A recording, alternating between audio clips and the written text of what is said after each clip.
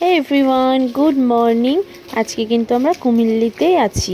আজকে যাচ্ছি পেরিয়ার ফরেস্টে। তো সকাল সকালই সেখানে যেতে হয়।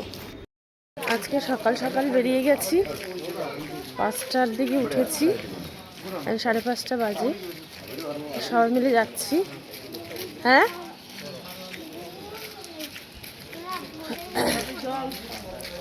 চলো তোমরা দেখতে থাকো।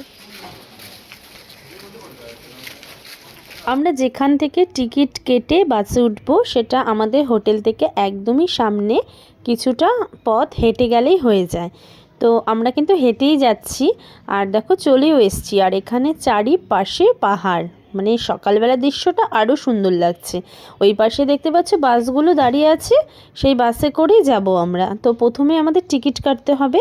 টিকিটের প্রচণ্ড লাইন ছিল, অনেক লাইনের পরে আমরা ছিলাম। তারপরে টিকিট কেটে আমরা একটা বাসে উঠে গেছি। আমি আর বাবি একটা সিটে মানে একসাথে বসেছি। তারপরে দেখো এই ফরেস্টে কিন্তু আমরা চলে এসেছি। কোথায় গেল? ওই যে লাফালাফি করছে। এখানে চলে এসেছি, আবার টিকিট কাটতে হবে বোটের জন্য। তো সবাই দেখো বসে আছে। বাবি হচ্ছে মাংকি দেখে ভয় পাচ্ছে। এই দেখো মুখটা দেখো, দেখেছো? করে সবাই আসছে, প্রচুর লোক আছে এখানটায়। দূরের থেকে দেখতে পাচ্ছি হাতির পাল, দেখো কত হাতি। যদিও আমরা সামনে গিয়ে সেটা দেখব পরে। তো টিকিট কেটে প্রথমে আমাদের বাসে উঠতে হয়েছে। টিকিট মূল্য ছিল 75 টাকা করে। বাবির হাফ নিয়েছিল, বাবি ছোট বলে। আর তারপরে আবার বোটে করে যাওয়ার জন্য এখানে আবার 350 বা 300, ঠিক আমার মনে নেই, 300 বা 350-র মতোই হবে।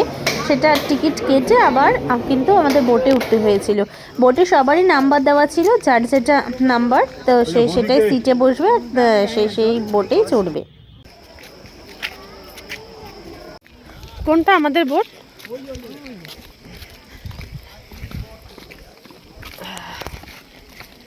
বেশ ঠান্ডা, সোয়েটার ফোয়েটার কিছু আনিনি, ঠান্ডা লাগছে। শার্টটা পরে এসেছি, বাবিকে পরে নিয়ে এসেছি, ঠান্ডা লাগছে।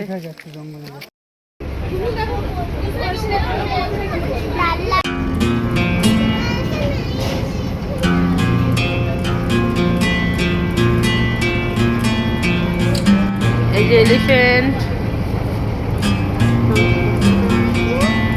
এলিফ্যান্ট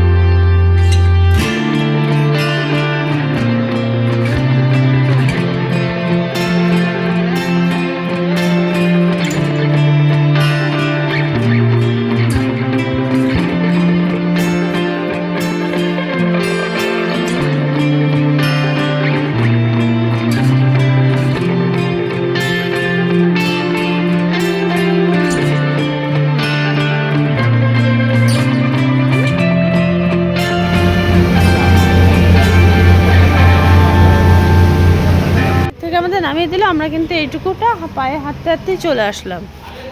তো এই যে ওপরে আমরা আছি, ভীষণ সুন্দর, অনেক বড় হোটেলটা। দেখছো পাহাড়টা এখান থেকে দেখা যাচ্ছে, ভীষণ সুন্দর। আজকে ভীষণ এনজয়। সকালবেলা তো পেরিয়ার ফরেস্টে গেছিলাম, সেখানে অনেক কিছু কিন্তু তোমাদের সাথে শেয়ার করেছি, আর আমাদেরও ভীষণ ভালো লেগেছে, আর তোমাদেরও নিশ্চয়ই ভালো লাগবে। তারপরে এখন চলে এসেছি স্পাইস গার্ডেনে। সকালবেলা ওখান থেকে এসে সারাদিন রেস্ট করে এখন বিকেলবেলা এখন হচ্ছে এখানে এসেছি। তো এখন যিনি আমাদের গাইড আছে, ইনি সব গাছগুলো দেখাচ্ছে, একটা একটা করে নাম বলছে আর সব কিছু বলছে। আমরা এখান থেকে কিন্তু অনেক মশলাও কিনে নিয়েছিলাম।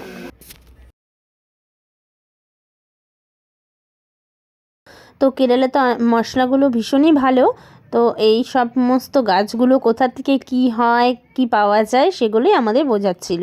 সেটুকুই তোমাদের সাথে একটু শেয়ার করলাম। তো এখানে সারা বিকেলটা আমাদের এভাবেই কাটলো।